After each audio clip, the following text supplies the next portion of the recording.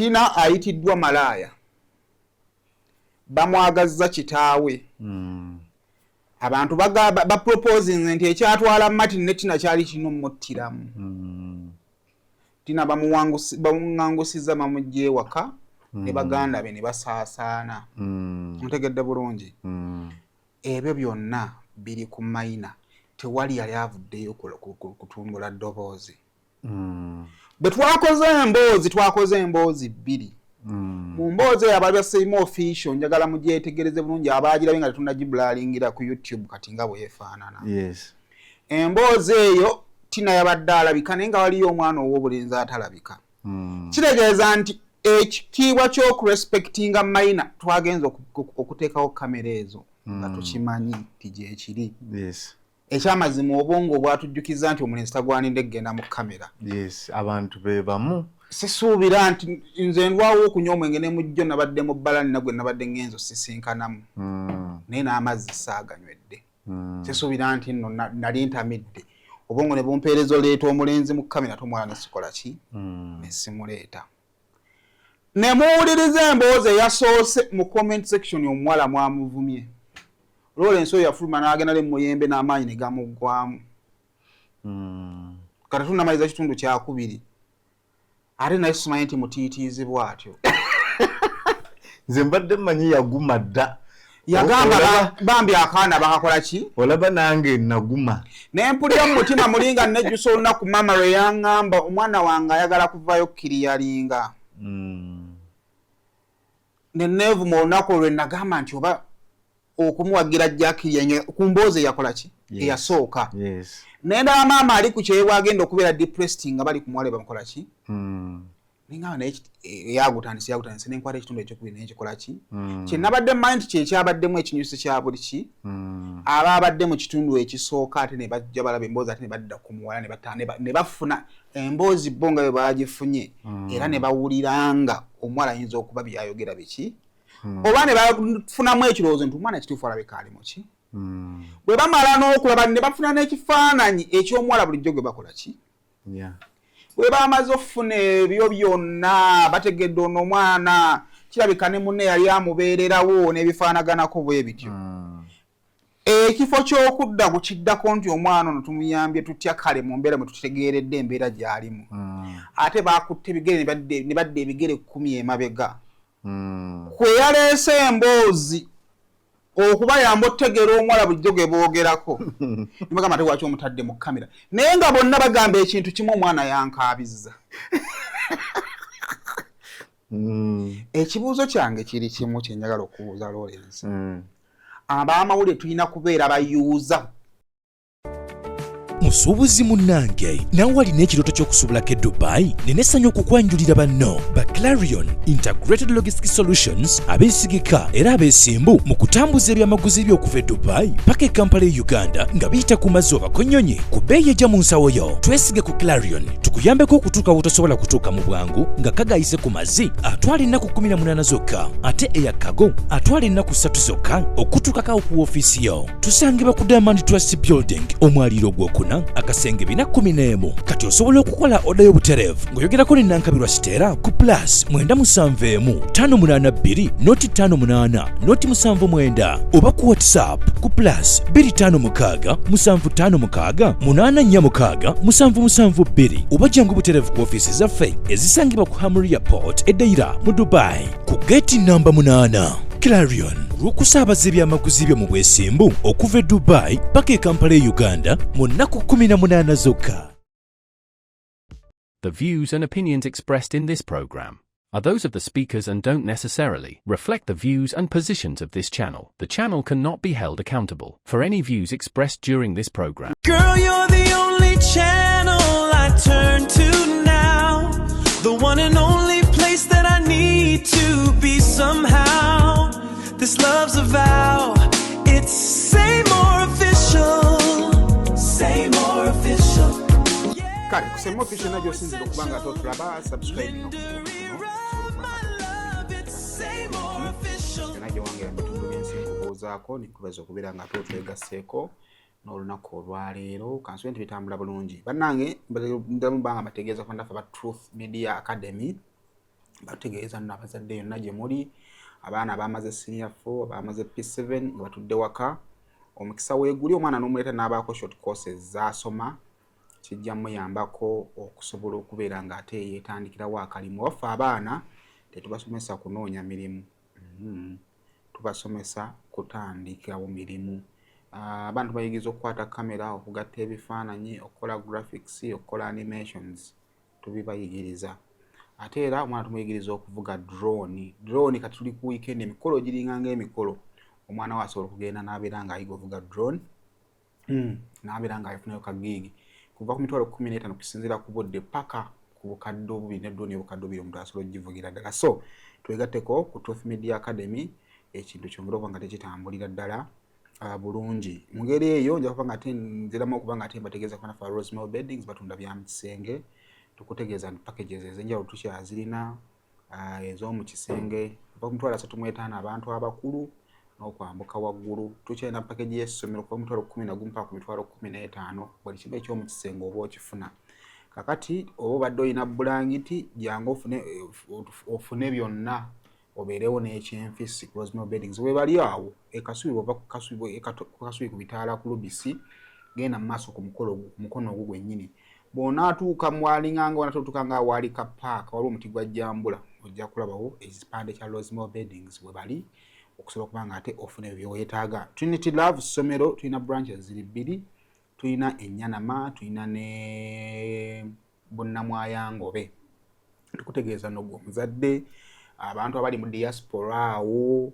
ayagala kusomesa mwana wo naye sente oteekamu nnyingi nnyo naye olaba value for money ntono tukutegeeza Trinity Love w'osobola okuba ng'oleeta omwana n'ofuna value ku ssente zo so tukule ku namba zaffe ez'essimu ebisinga okubeera nga tubitegeera sente nsaamusaamu sobola nga tukkiriziganya ne twogeramu it's been a while nga siina Lawrence wano naye muleese ate twongereoko nga tuwayaamu ku nsonga ez'enjawulo ebitambula nzikiriza nti Shane woonagimalira ojja bba n'ebintu bingi nnyo by'onaaba otegedde ate tujja n'okwongera okumako bye twefumiitiriza nga bannayuganda eri neggwanga lyaffe ogamba otya Lawrence Jefferson obulamu bugamba ki bulamu si bubi February aweddeko twagala kwebaza Mukama nti tuli balamu kituufu twagala kwebaza Mukama ebitusobodde okukolako guno omwezi ebitulime tusaba atuwa obusobozi omwezi ogujja awo entambulira ffenna tambulira ffenna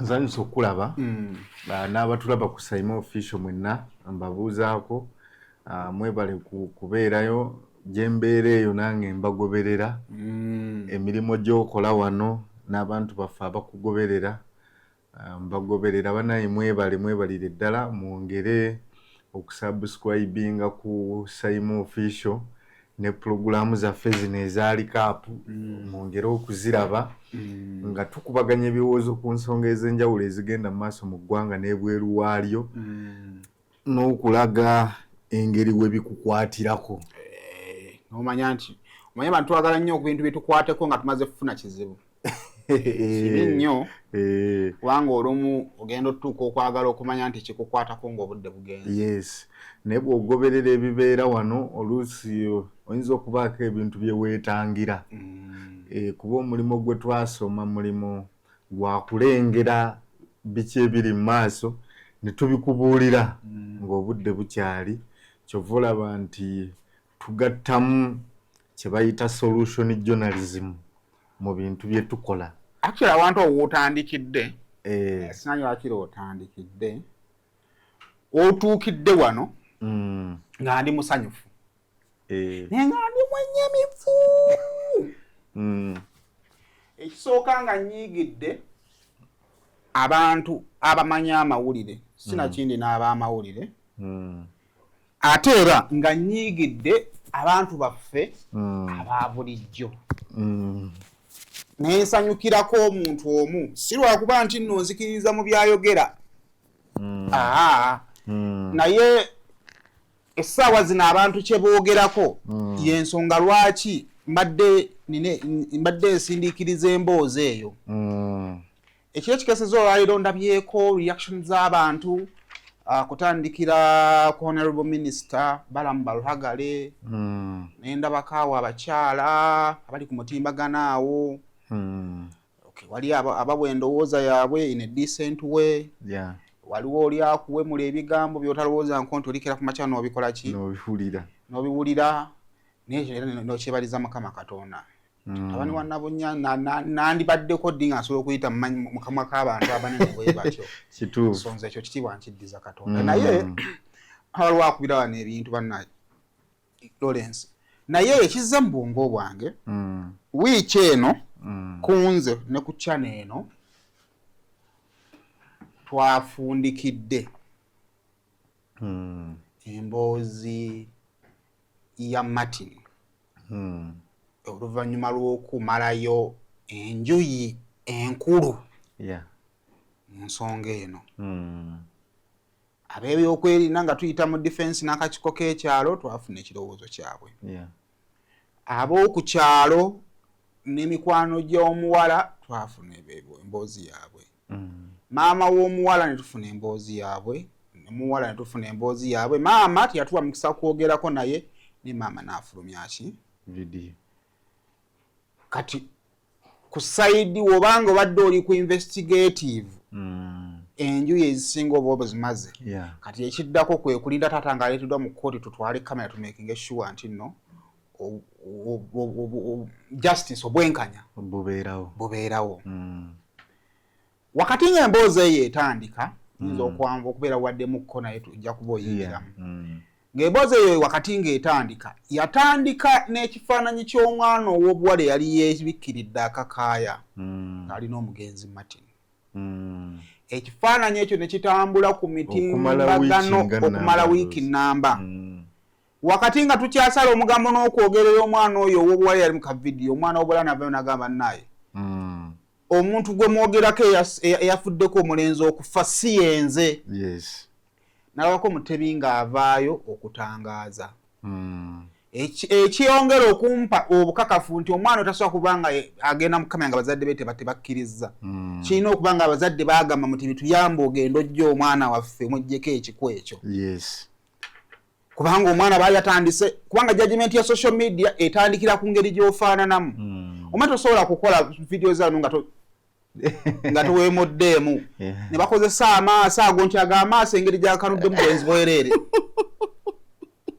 olumanyiwa lw'okutangaaza ekifaananyi ne vidiyo empya ez'omwana omutuufu ne zikola ki era ne zifulumizibwa ne zigenda ku mutimbagano buli wamu disappointment yange weeri essaawa zino abaleeta emboozi ya mayina saabalabako nga bagamba abantu nti bannange wadde Martin yafudde n'omuwala oyo teyeetaaga kutambuzibwa bw'atyo otegedde bulungi ne we baavaayo ne bakola ensobi Saalaba yaavaayo okulwanirira ddembe ly'ono mwana era ye yavaayo ne yeerwanirira yekka ate nga naye mayina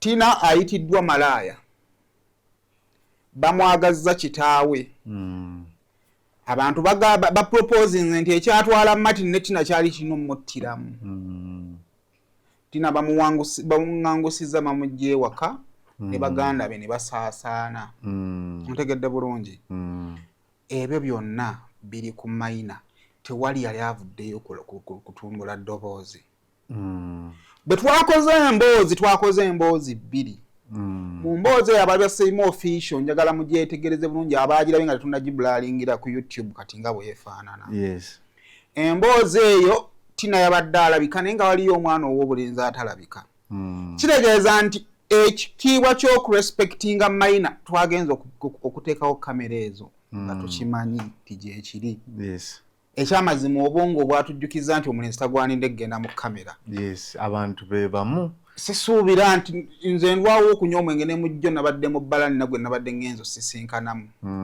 naye n'amazzi saaganywedde sisuubira nti nno nali ntamidde obwongo ne bumpeereza oleeta omulenzi mu kamera tomwala nesikola ki nesimuleeta ne muwuliriza emboozi eyasoose mu comment section omuwala mwamuvumye Lawrence oyo yafuluma n'agenda ne muyembe n'amaanyi ne gamuggwamu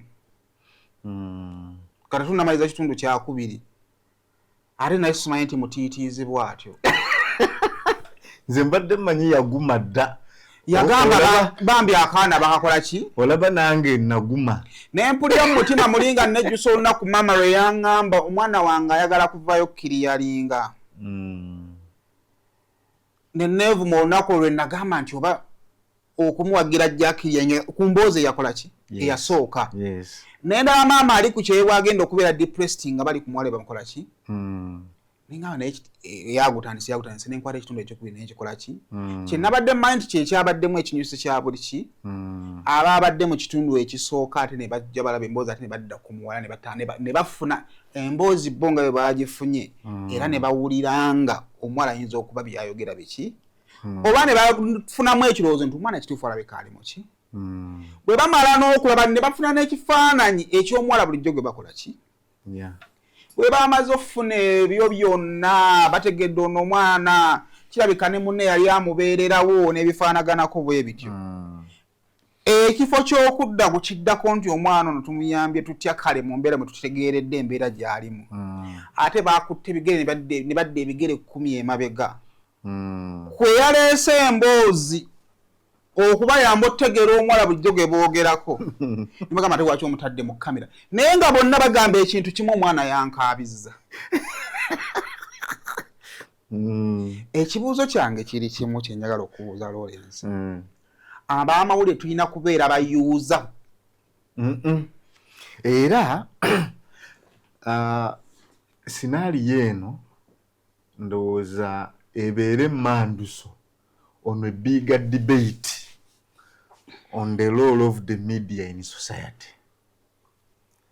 Kuba nange olunaku lw'eggulo nina be nabadde nkaayana nabo nga basimbye Nakakongo nga bagamba nti Saimo kye yakoze okuleeta omwana mu kamera kyabadde kikyamu naye saatawaanye nabo nnyo kuba ekisooka vidiyo yennyini baadde tebannagiraba kugimalayo si be bantu ababeera ennyo ku social media okutegeera background biki ebizze bibaawo nga tetunnatuuka wano kati abo ne mbasaasirira awo ne mbateeka awo kati ne wabaawo kategole endala ey'abantu abategeera obulungi ekigenda mu maaso nga buli kimu bakimanyi bazze bagoberera naye ne basalawo olw'ebigendererwa byabwe simanyi oba nga bakikola out of ignorance kuba omanyi obutamanya buno bubi omuntu atamanyi bw'alaba ng'oli ayogera ku kintu nga naye akola ki ayogera olw'obutamanya kati nawo n'abalala ng'oluusi bakulinako ensonga zaabwe omusajja yantamu oyo kati n'akozesa omukisa ale nga siri wakutereera kati oli n'akozesa omukisa nti nange wano wennina okugirayo miizayiro bino byetwogera bwetubadde omanyi bwe tuba tukula tulinnya abantu era teweewuunya nga ne minisita okuvaayo okukola bwali waliwo abaamubaddeko nga bamutaddeko pressure nti owaayi make a statement kola ne move oluusi esingako awo kuba be bantu baffe naye nga tutandika njagala nkujjukize twali wano mu Desemba nga tugenda mu Christmas ne nkubulira ku musajja omuyitale gwe bayita Carlos Pola yavumbula amateeka g'obusiru the 5 basic laws of human stupidity era amateeka ago mbadde njagala tugayitemu mangu etteeka erisooka ligamba nti everyone always underestimates the number of stupid people in circulation. Omuntu abuusabuusa omuwendo gw'abasiru abali mu katale. Okavuludde bulungi nti omuwendo gw'abantu abasiru munene nnyo beyond what you imagine. Obuusabuusanga omusiru ogamba nti oyo musiru. Weri bali ate asobola okusuula mu nnyanja. Yes, they are very many. Number 2, the probability that a given person is stupid is independent of any other characteristic of that person. Ategeeza nti oli okubeera omusiru tekirina we kikwataganira n'embeera ze endala ez'obulamu. otera okulira abantu nga bagamba yisa ndisuubidde musajja ali ku ddaala ate sikusuubira kuva mu bigambo bwe bityo gwe omuyivu obusiru tebuliiko muyivu busiru buba busiru obusiru buba busiru tebukwatagana na characteristics zange endala status yange mu society byenkola tebina ebikwataganira ku busiru bwange bwo busiru bujja kwerambika essaawa yonna number 3 a stupid person is someone who causes losses to another person or group while deriving no gain from themselves or even suffering losses. Omusiru yakozesa munnama yafiiriza munne ate ye nga tafuna talina waafunira naye ng'akuteekako nina gwe nalabye mulabi mu comment ya minisita n'agamba kyokka interview wannamulabye aseka ng'omwana ayogera nejjukira nti omwana yadda nnyumiza engeri gye bakweka munne mu mufaliso ne mbagamba ate mmwe munsusseeko aho kennasese omwana ke yakweka mu mufaliso oli ke yalonzeeyo bannange omwana ennaku gy'ayita mulaba ono bw'aseka kati Carlos Pola agamba abasiru bwe batyo mu society tobeewuunyanga be bali ababadde bavuma omuwala gwe batalabanga nga bamwagaliza nakufa naye bw'avaayo okunyonyola circumstances ezaaliwo ezigezaako okuggyawo perception gy'abadde alina ate n'anyiiga naye nga loosi gy'atadde ku muwala oyo nga tannavaayo okuyita mu bigambo bye ne comments ze nga nnyingi. Number 4, non-stupid people always underestimate the damaging power of stupid people. Abalamu abategeera mulina engeri gye mubuusabuusa omusiru okutuusaako olubale era gwe nabadde ne namugambye oba minisita yataddeyo bw'alina ennamba yomukubira enjogereko naye kuba omusiru asobola era ekyo kiwakoze kirungi n'oyogera ne minisita ng'obudde yakutte naye that is my intention okwogerako naye omunnyonnyola biki ebyabaddewo kuba omusiru ye ayita eno ate taweeranga ekintu tekinnaba bw'oluusi oyinza okulowooza ebintu twabivuddeko kumba ali eri akutetenga omusiru tabivaako era gwe bw'otuula n'ogaana okuteekenga move omusiru asobola okukolako damage ey'obulamu bwo bwonna. Number 5, a stupid person is the most dangerous type of person.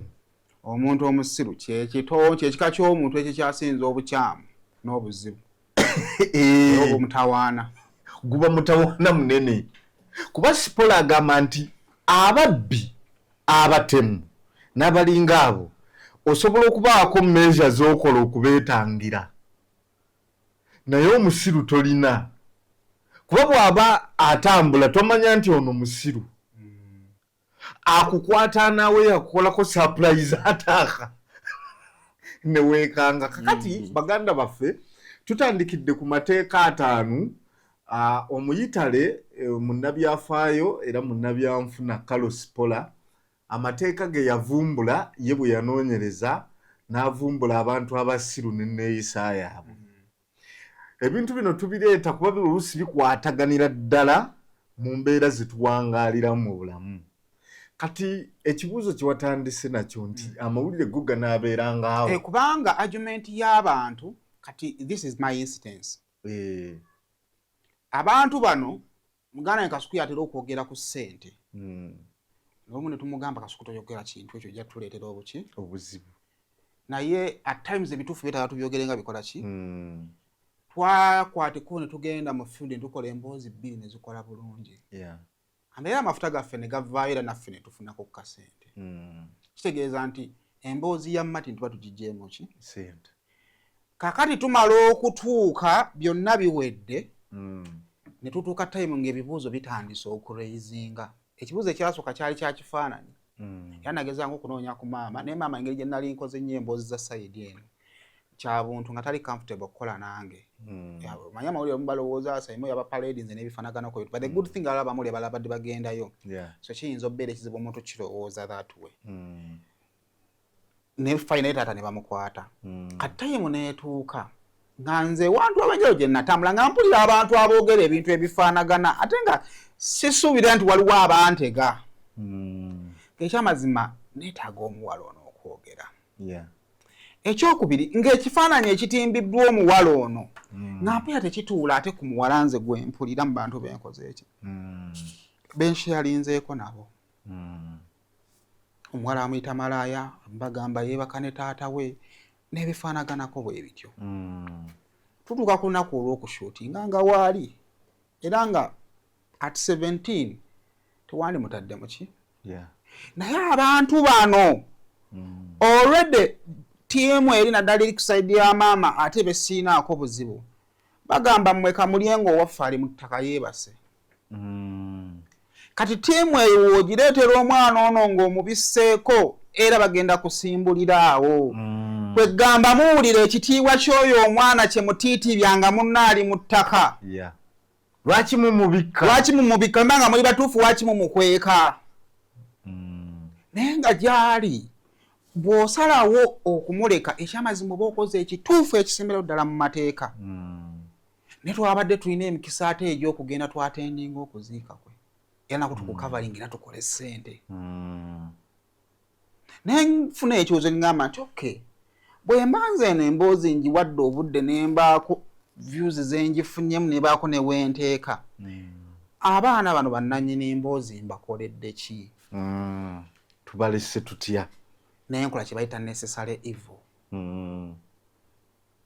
kyovala bakama bange omulenzi saamutadde mu kamera naye omwana ono yabadde alina okubatunula mu maaso bassebo ne bannyabo muwulire kigambo ku kigambo musalewo oba obwamalayo omuyita bwe bubwe omutegeera musalewo oba ddala ebyo byonna bibadde mumwogerako ddala byebyo era bamaze batunula mu mmunye ne mukola conclusion yammwe abaaganye okukkiriza kakati muli konkushuwa nti bwe mwamutunuulira teyalina mazima ga mulimu abali ku sayidi ye mwamaze kukutunuulira bwe temugamba naye omwana ono ayinza okubanga muki ekibuuzo kyange fe ab'amawulire buli awanaatuukanga necessary evil nga tudduka buddusi kyokka nga abantu bano badduka ewaffe nga basuubira nti tulina solution gye tusobola obbawa tuba tukyalina omugaso mu ggwanga muno. Yes, we've informed, we've educated, but what have we done for those with problems? Omanyi teri kintu kya bulabe mu nsi ng'omuntu abeera awo nga yasomako ekintu naye n'akisomako katono n'atakitegeera, oba omuntu akiwulira nga bakyogera naye nga teyakisoma kukitegeera. Abantu abo baba babulabe batawaanya nnyo.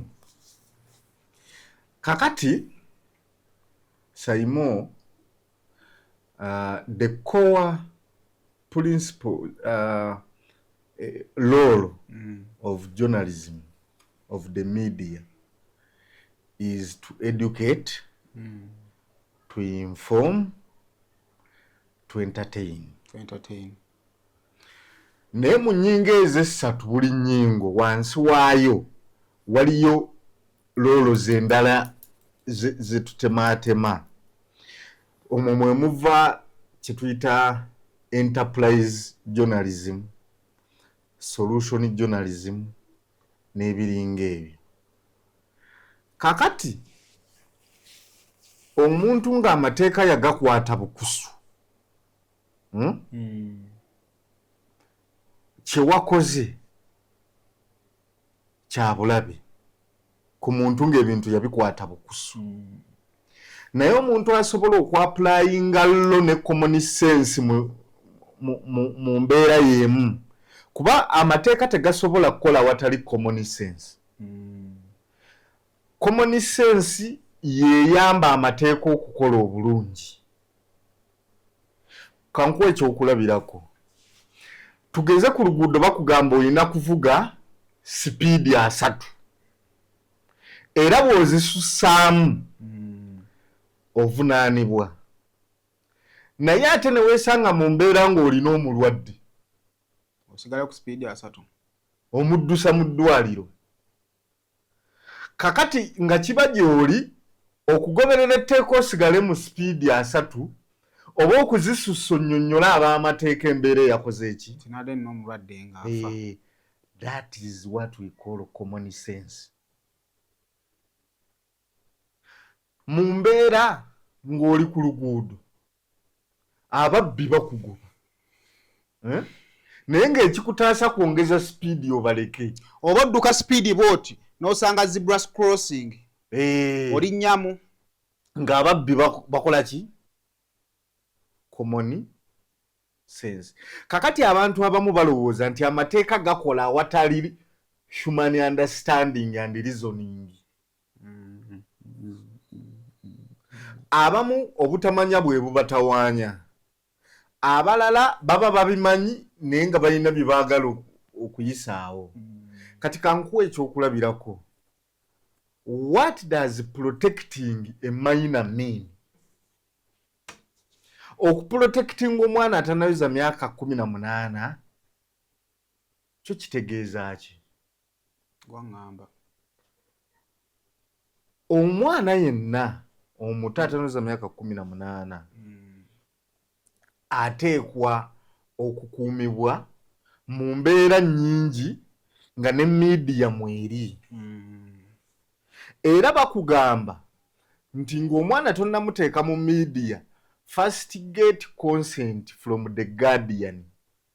Omuntu oyo amulabirira mukanye. So simanyi oba abantu beebuuzizza oba wafunye consent oba tebeebuuzizza. Bameka abakamukolako. Naye olowooza abaagala omukolako si bangi. Kakati media egamba let us get consent from the parents. Kankuwe scenario ebigezo bino ebifuluma ennaku zino. Luli amawulire gakubanga abaana abayise ne babasitula. Minisita w'ebyenjigiriza Janet Museveni yagamba nti okukuba omwana w'oli mu mawulire nga takuwadde lukusa kikyamu, era okumanya kikyamu temuddamu okukola ki? Okukikola, okujjako ng'omuzadde amaze okubawa olukusa mulyoke muteekemu abaana. Meet our passionate creator, ready to bring ideas to life at Truth Design Academy. From mastering graphic design to creating stunning visuals, this is where creativity begins. But design is just the start. Lights, camera, action. Exploring the world of filmmaking is just as exciting. With hands-on experience, every challenge turns into a learning opportunity and success is just a step away. At Truth Design Academy, we offer courses in graphic design, film production, digital marketing, website design, 3D animation, and photography, including drone technology. Your creative journey starts here. Enroll today and turn your passion into a profession. Abatabitegeera bulungi bo babivaako buvi. Ti minisita agambye tetukuba ki? Baana. Naye abagamba mufune consent okuva ku ki? Ku guardian. Kuba omwana ono abatanneesalirawo. Olumu amasomero gateekamu abaana ng'oluusi tebaagala. N'ebiringa ebyo. Kakati ffe bwe tuba tukola amawulire waliwo emboozi ezimu ezijja nga ziri mu public interest. Ng'abantu beetaaga okumanya mu buli ngeri yonna esoboka. Kati okusinziira ku circumstances zonnyonnyodde, abantu bo balowooza nti okukuuma omwana media yokka yerina okukikola ye tavunaanyizibwa. Kubanga mayina Saimo gwaleese mu kamera okunnyonnyola gw'obadde omuyita malaaya. Kati gw'okumuyita malaaya kituufu naye ye okwewozaako nti siri malaaya ate kikyamu nina gwendabye agambye oleeta otya omwana omuto mu kamera gundi ebadde nnungi nnyo ekibadde kirimu sayidi emu kwe kubanga abadde atabiikiriza okuwemula n'ensonga naye buli omu alina ekirabo kye ku nnambika y'ebintu bw'amaze eyo topiki n'agissa wali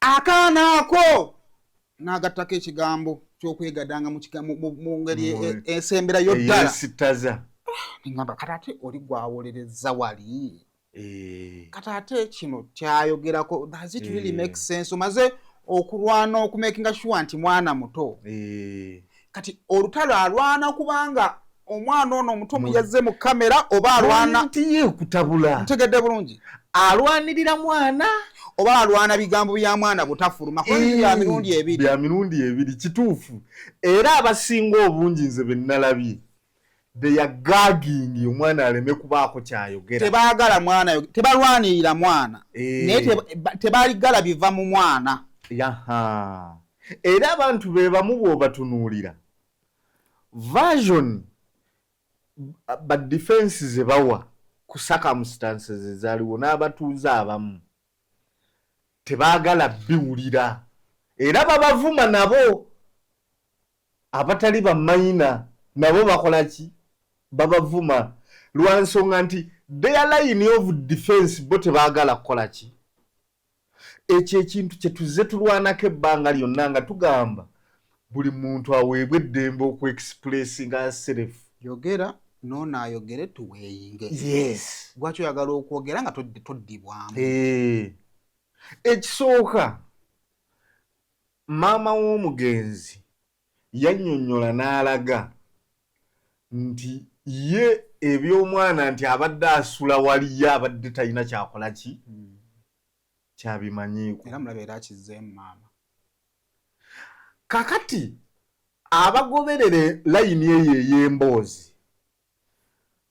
kyebava bakugamba nti omuwala n'omulenzi bonna baali mu kikola kyammwe era bombi beetaaga kukola kikufa this girl had to come out annyonnyole under what circumstances omulenzi ze yajjiramu wa mayina talina kwewozaako okusinziira ku bo ebyo byonna yayina kusirika mwe mumujajinge nga bwe mwagala ayitibwe malaaya ate tumale tumuzzeeyo ku ssomero yes kati ekyokubiri generation yaffe mu mawanga agamu gayisiza amateeka abaana abatannaweza myaka 18 situbaagala ku TikTok mu Uganda etteeka eryo terikola ki terinayita bano abaana betudisikasingako n'abalala bangi abato bali ku TikTok okwo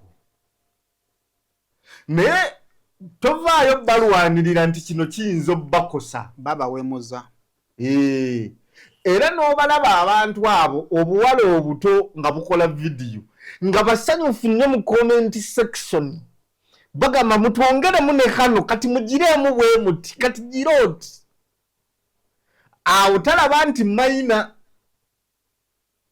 kakati ekitutawaanya mu ggwanga lino bwe bunnanfuusi obususse nze sayimu siri munnanfuusi obunnanfuusi omuntu eyatambuza ekifaananyi kiri ekyasooka eky'omwana omukyamu nga tamubisse wabula n'atambuza nga tamaze ekisooka ku verifying oba ye mutuufu oba si mutuufu eyatambuza ekifaananyi ky'omuwala oyo kakati ate yagamba nti ono ateekwa okuba protected naye ate ng'abadde amuvuma nti malaaya kati malaaya abeera protected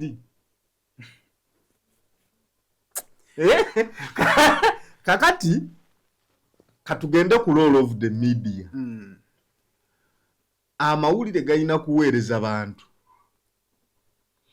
ate omanyi omulimo gw'amawulire omulala abantu gwe babuusa amaaso mu Lulatini bakiyita vox populi voice of the people vox populi Okimanyi ekintu gamba nyo nkikozesa naye nga simanyi vox pop kiva mu voice of the people. Bakita vox populi vox dei ekivunwa nti eddoboozi ly'abantu ly'eddoboozi lya Katonda. Amawulire omulimu gwagwo to air the voice of the voiceless, okuleeta eddoboozi ly'abantu abatalina mwaganya kwogera mu society so tebeetakkiriza mwe temuyinaako kimugamba. Omulimu gw'amawulire kwe kuggyayo eddoboozi ly'abantu abatalina ddoboozi. Ekyo tukikola mu ngeri nnyingi. Olumu owalirizibwa n'okumenya amateeka amawandiike olw'okuggyayo eddoboozi lyaki. Ka ngende mu bye musinga okutegeera. Kuba tebaabe basomesa naye muli wakugu mu byo mubijjeemu n'ebibala.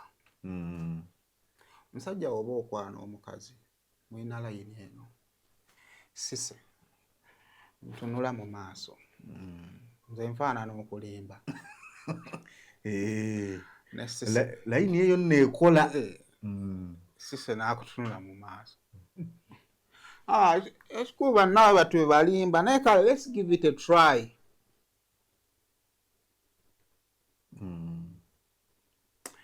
Omusuubira otya omwana oyo okuva ku kikaliriro ekyo? Ekisooka njagala okusooka okusanyuka nga bwe nagambye nti at least omwana addiziddwa ekitiibwa kyekyo bwa mayina. Bassebo ne bannyabo abakkiriziganya nange wadde nga ku sayidi ndala olina wonnenyeza. Bwe tukkiriziganya mu mutuufu mayina waffe yeetaaga okuhiiringa. How do we expect this minor to heal? Nga ku social media mukyamurikodingira vidiyo ezimuyita malaaya. Ate nga ye yalina ekisumuluzo ekisobola okusumulula ekisenge ekyo ekisibye. Abannyonnyole nti siri malaaya. Kuba mmwe mumuyise malaaya. Kakati oyagala nnyonnyola atya nti siri malaaya? Mumulumiriza nti yaleeta omusajja mu nnyumba ne yeegadangira mu nnyumba omwo. Ate kubba nnyonnyola nda what circumstances. Otegedde bulungi?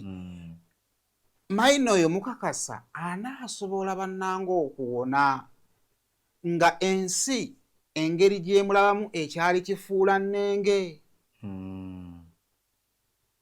So obunnanfuusi bwaffe obw'abaddugavu bwe bwassa Martin. Lwaki? Ensi bwe yafuuka ey'obunnanfuusi ng'abaana bammwe basula bayiriitira naye nga tebayiriitira kiro. Banneiba baalekera bakubira ku baana. Nze tokuba mwana wange asula ayiriitira ekimuluma tokikola ki? Tokimanyi. Tomanyi bw'asula. Ontekedde bulungi? Ne tuva ku baana b'abanneiba. Bwe twava ku baana n'abaana b'abanneiba ne bamanya daddi gundi talina kyasobola kunkolako kubanga anaakinkola mami kyanaamukola ajja kukiwulira. Era ekivuddemu be bantu okukuza abaana naye nga balinga abakuza embizzi nga babawa mmere.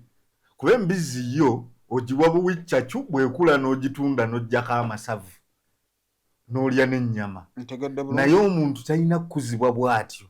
N'ekirala omuwa buw'immere.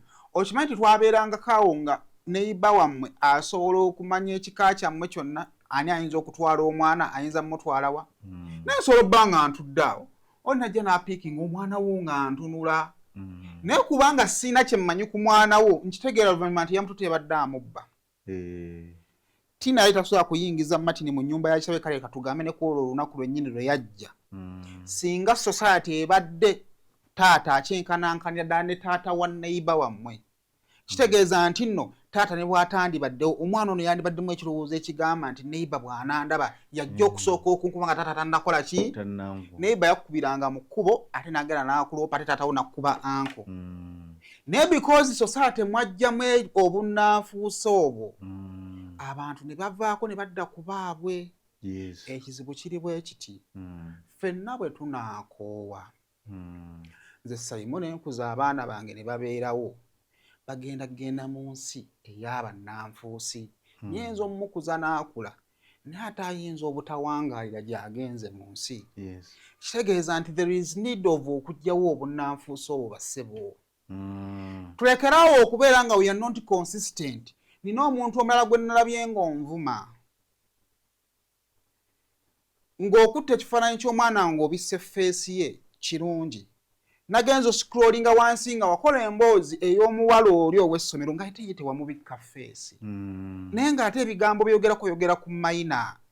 Obunnanfuusa obwo butaatuveemu. Nga gwe buli awaddako onoonya wa w'oyitira. Kikyenfunamu. Kati kankuwa ekyokulabirako olaba babbulooka b'ettaka abayaaye babadde baayiga enkola nga bagenda nga baagala okukubbako ettaka bamala okwevikitinga ne bakuggyako bo ne batandika okukolerako ne bakuggulako omusango ne gubeera mu kkooti. Amawulire buli lwe gajja okuhighlightinga pulayiti y'oli alumwa bulooka gwabbye nga difensi ya bulooka ogimanyi ensonga zikyali mu kkooti. Ensonga zikyali mu kkooti. Ogera ku nsonga ziri mu kkooti. Kituufu etteeka ligamba tolina kukola kye bayita contempt of court mu mawulire. Gwe okudayisekitinga omusango abantu ne bafuna oludda nga kkooti tennakola ki tennasala. Naye kati tukole tutya nga tuli mu mbeera nga kkooti babbulooka bazihijackinze. Tusigale nga tugoberera ly'etteeka erigamba nti ensonga bwe zibeera mu kkooti tozoogerako ng'omusango gugenda kutwala emyaka 6 tebaguwa lunaku lwa gguwulira wabula guli eyo. Gwe ng'ogamba nti gukyali mu kkooti tetujja guwandiikako. Kati ffe ebyo bye twagaana. Justice era emirundi mingi tewaliwe baali batuvunaanye contempt of court ng'ate tugikoze lwa nsonga nti ababbi bwe beerimbika mu bw'obaanika bateekako misinde. Ekyokubiri, omanyi Uganda tulina endwadde ezituluma nga ffe twazeesaasaanyiza. Yes. Tusiga ensigo mu Uganda, ensigo eyo neetuddiramu lwakuba nti tuli balungi mu kwerabira tetukola ki tetujjukira. Munnayuganda oyo aleeta protection of witness era oyo akireese ate ali mu kuwuliriza maama. Ate ye maama tamugamba nti maama kuba ne maama witness kubanga maama will respect her side agamba omwana yasula wa kakitegeeza Tina atuula ku ntebe y'emu ne maama bonna ba witness. Tina ye alemerako nti yali mulwadde namulina. Maama alemerako nti ne ku makyolo jjajjawe yakuba essimu n'agikola ki n'agikwata. Kakitegeeza benkanankanira ddala. Yes. Naye maama bw'ayogera it is okay. Ono witness omulala mwe temumukola ki bwe bunnanfuusi bw'eggambye. Kalegede bulungi. Ekyokubiri mwenna muli mu kukola kiri kyoyogeddeko eky'ettaka mukisiga wano. You're setting precedences eziri visible. Yes. Ojjukira Saimo yaleeta omwana mu kamera ne bamusiba ojjukira nga Saimo ojjukira ddala ekyakola ki ekyatuukawo nga 5 ku 10 kyammwe bakabbye. Naye nga like yo yeesukuma ne komenti yo. Injustice zibeere mu society gwe olwokuba tezikuliiko bwe zinaakutuukako lw'olitegeera. Bannaye abatulaba ku Saimo Official njagala obbategeeza. Injustice yonna bw'ogiraba ng'egezaako okukolebwa ku muntu vaayo ogirwanyise ne bw'oba tomwagala. Kubanga olunaku lw'eri kutuukako tojja kyagala. Ekyo kye mbadde mbagamba nti amawulire tegakkirizibwa ku dissectinga issues ziri mu kkooti. Naye olumu kyetaagisa nga prosesi ya kkooti bagifudde ekyokuzannyirako bo babbe. Olaba gavumenti ye Uganda wano. Gavumenti yayisa etteeka teryayita mu parliament. President ye yaliisa. nti nga tonnasengula muntu yenna security committee ba RDC ne DPC ne bandi balina okusooka okutuula ne ba-approvinga.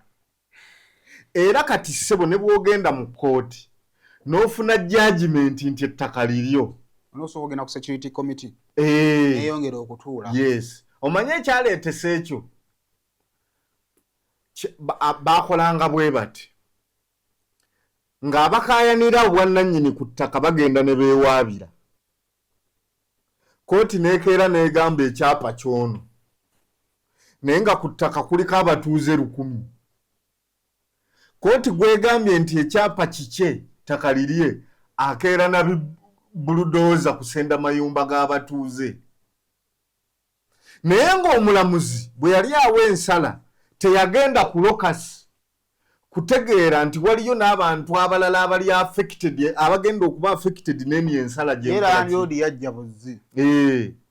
Kati bw'oba odiiringa ne judicial system efaanana bw'etyo, what do you do? Government kwe kugamba nti bw'omala okufuna judgment togenderawo, sooka eri ewa RDC.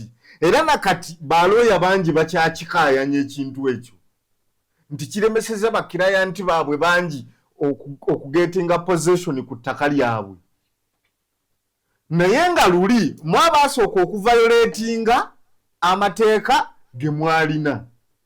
Government had to step in kuba waliwo lumu issue yali namuŋŋoona eyo. Omugagga agenda agula ettaka ku mukazi omunaku. Omugagga omukazi atuuka yeefuulira omugagga agamba sigguzangako. Gwe wampola buwozi kati oneefuulidde, wampola mbaata kati ogamba. Naye ng'obujulizi obuliwo bulaga omusajja yakola ki? Yagula nga n'empapula azirina.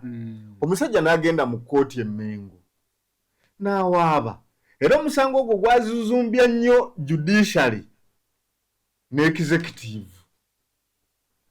Kakati omusajja omugagga bw'agenda kkooti ng'esala nti omukazi ono yamenya endagaano, aviire omugagga ateekinga possession. Naye omukazi ono ayina bammayina nga 6, kitaabwe yafa.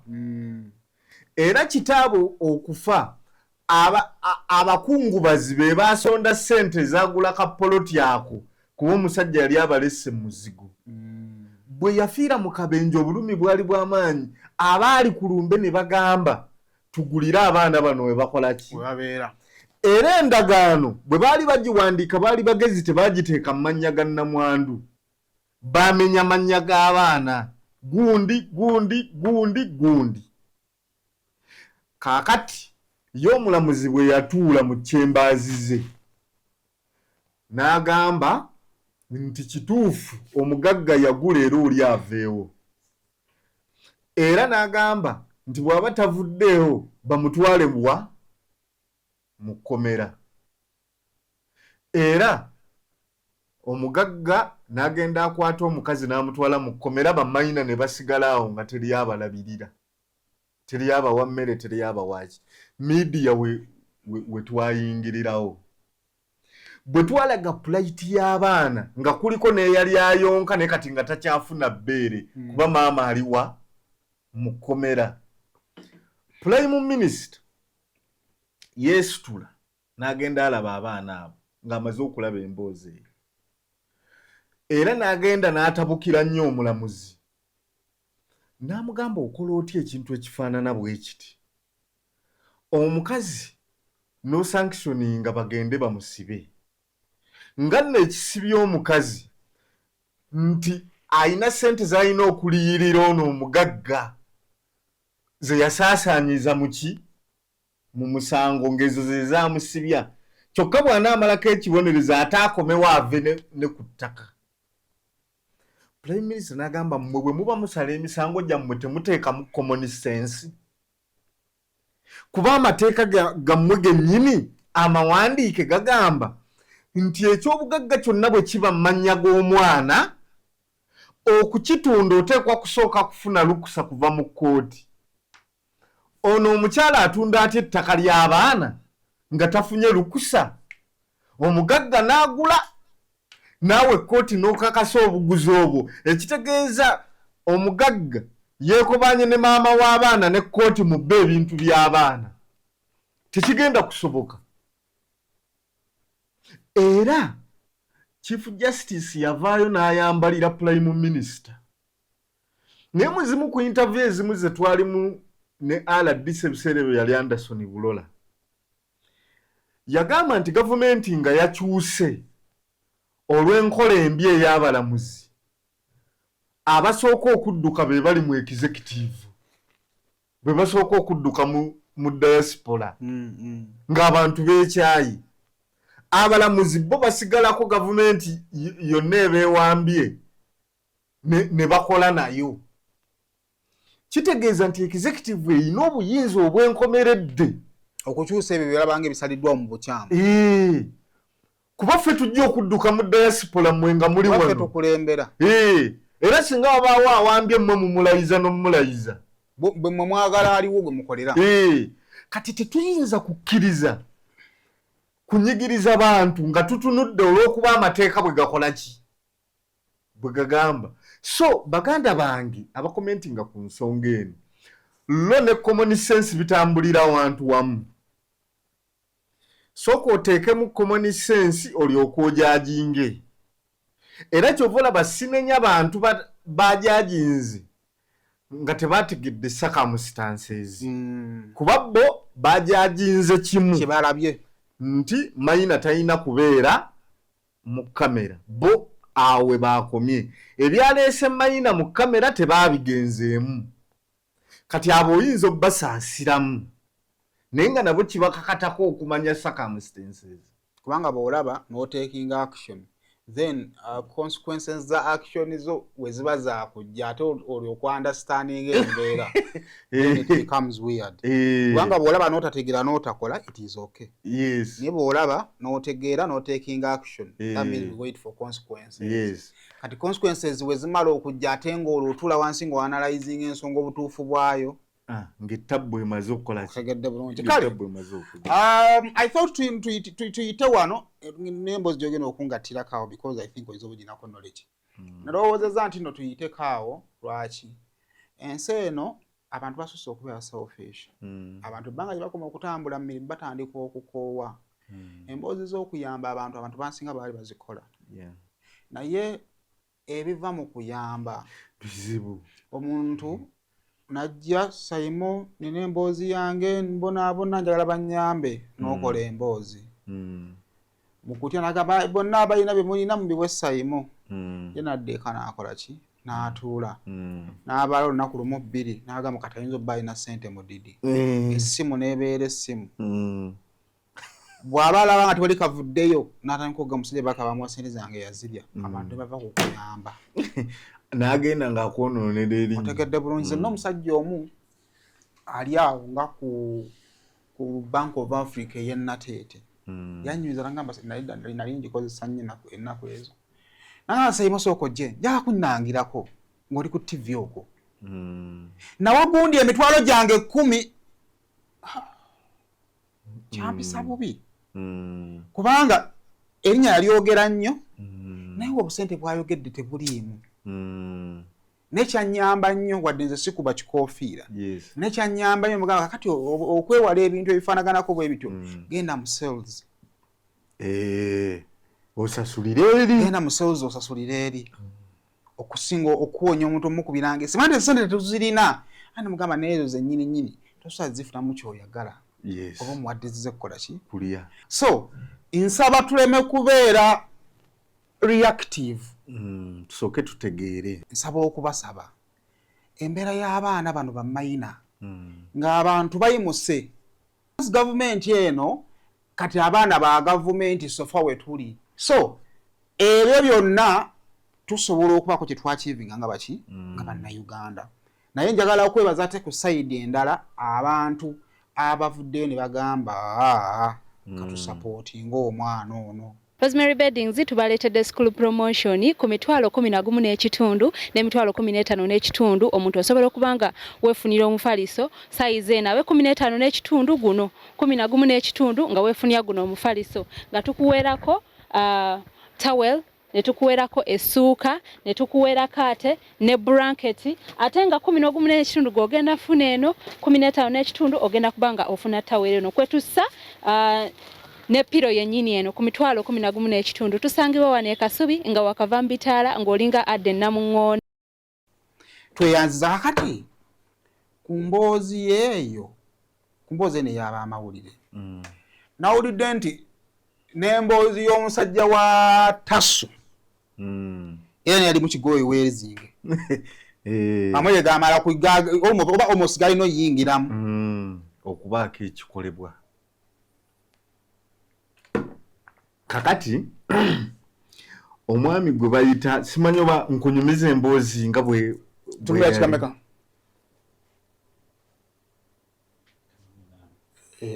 jobola mu bufunze mu mwaka gwa 2016 omusajja John Wataka ngenda kukuwa ku kifaananyi kye wano yagenda mu Tasso ejjinja wano nga bwenkiweerezo John Wataka bwagenda ejjinja mu Tasso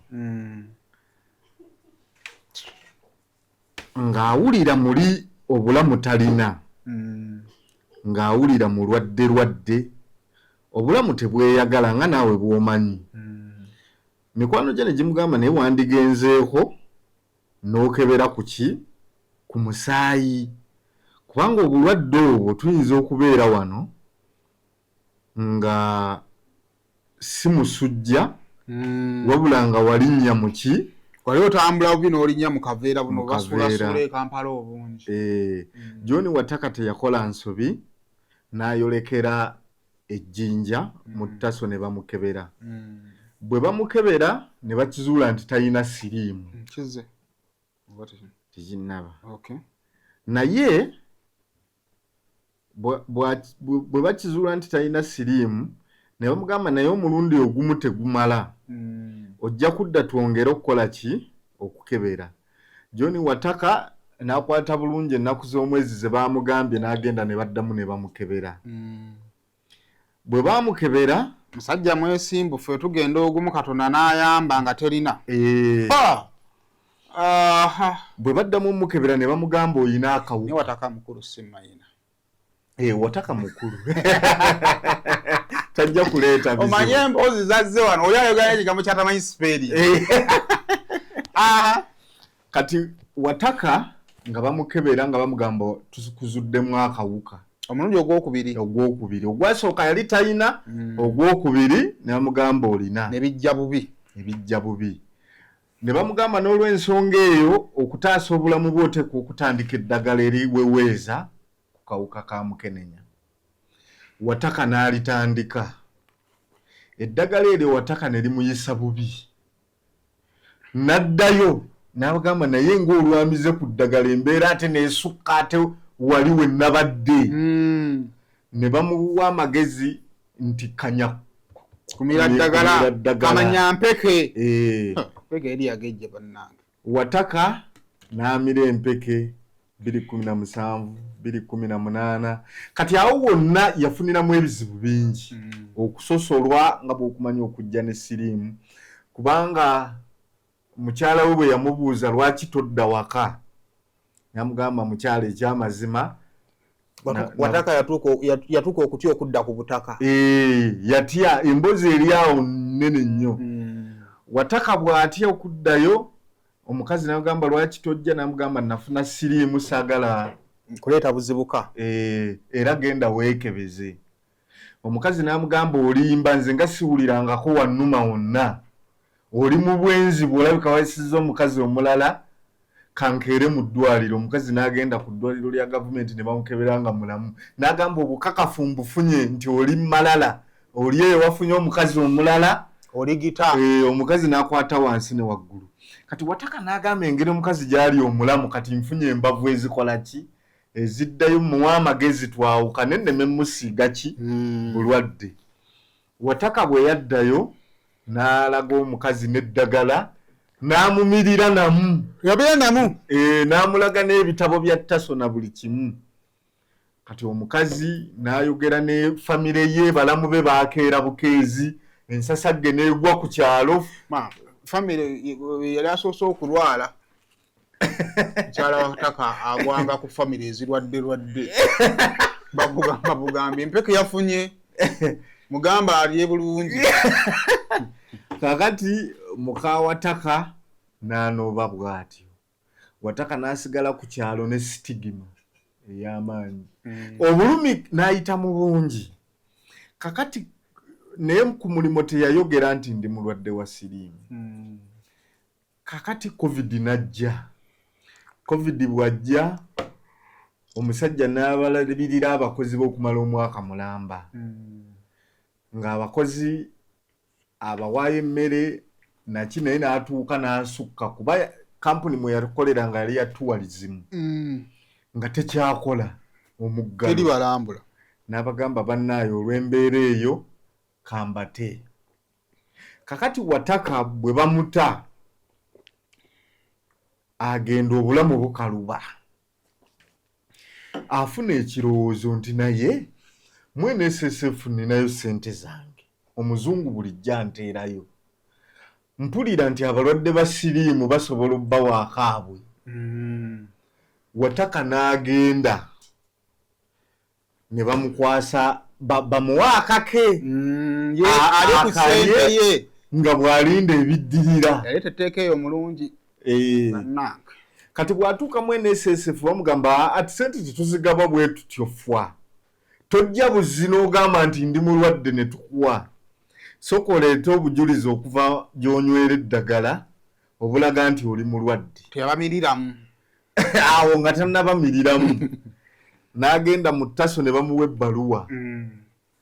N'agireeta ne bagamba okay ogireese naye naffe tumala kukebera nga tukozesa abasawo baffe okukakasiza ddala kuba ebyo era osobola okwogerako nabo nobagamba bannaye abasajja njagala bampe ku ssente. Kuba bulijjo mubikola. Kakati dokita w'e SSF ng'ajjako Wataka omusaayi nga Wataka ebintu alinda kasente ke lwe bali kamuwa. Kwa yakakasa nti mulwadde. Bwe bambwa alina Germany. Kati Wataka alinda abasajja bamukubire okumuwa ssente ze tebamukubira. Ye n'addayo. Ne mugamba Wataka tokolifayinga. N'abategeeza nti omulwadde wa mwenzenzize. Wataka tokolifayinga. N'abagamba abalwadde ba siriimu tebakolifayinga. Obanze olw'okuba nze Wataka sikola ki? Kati Wataka n'atuuka n'afuna ekirowoozo nti oba baagalayo kasente. N'ayagala okugamba dokita nti wayo oba oyagalayo. Nti Wataka tokolifayinga toli mulwadde. Buzibu ki? Nti nze omusajja amize eddagala emyaka 6. Alina n'obukodyo oli akasuka oli ateeka ku lulimi amirira mugonja bogoya ne mu buwunga. Musalawo mutya okunnyima ssente zange. Abasajja ne bamugamba nti katukoleyo test eri ey'abaakaliba esembayo. Akawuka bwe kabulamu eyo testi ng'omanya tokola ki? Wataka oba otulabyeko. Wataka ng'agenda bamukebera nga Wataka talina siriimu. Kitegeeza akasente si wa kukafuna. Addayo mu Taso okubabuulira ebivudde eno. Bamugamba nti tekisoboka. Tekisoboka ko Wataka nno bannaye. Bino tulina okubirizwa lovinga mumizisiza eddagala.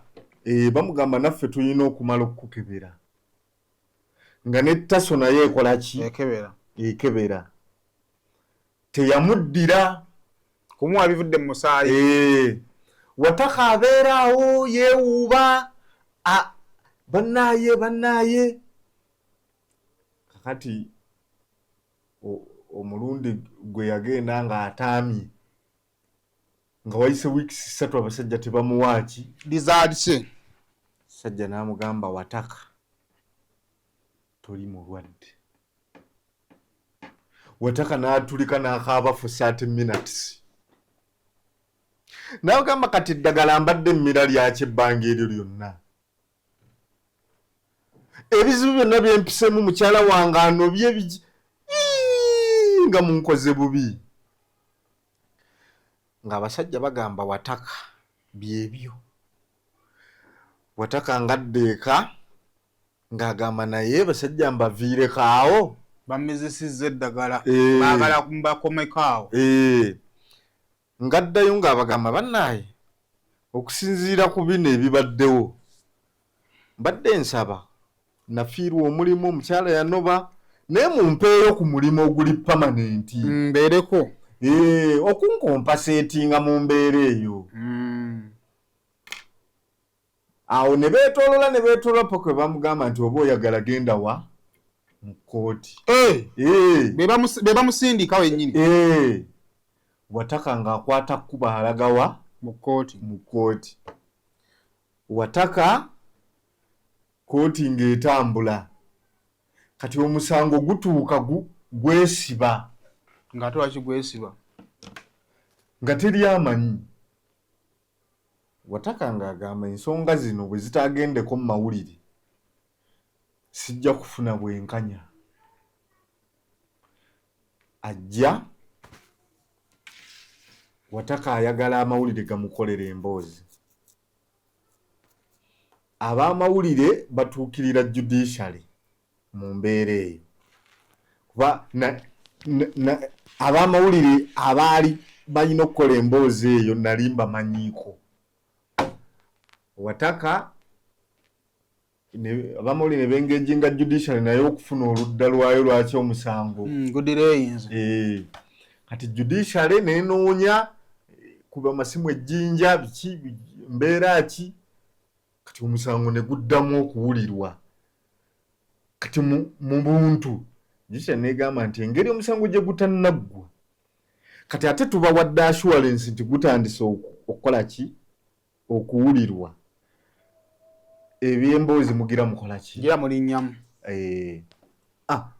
Wataka omusango ne gutandika okuwulirwa ne bamuyita naawe obujulizi ne bali abattaso nabo ne bawa obujulizi paka omulamuzi we yasaze n'agamba nti taseriirire Wataka obukadde 19 olw'obulagajjavu bwe yakozesa. Era ensala y'omulamuzi njagikuwaako. Bw'ogisoma omulamuzi asalira Taso omusango. Okusooka amateeka ga World Health Organization ku siriimu gagamba nti bw'okebera omuntu nga mulamu noddamu n'omukebera nga mulwadde tomuwa ddagala. Olina kugenda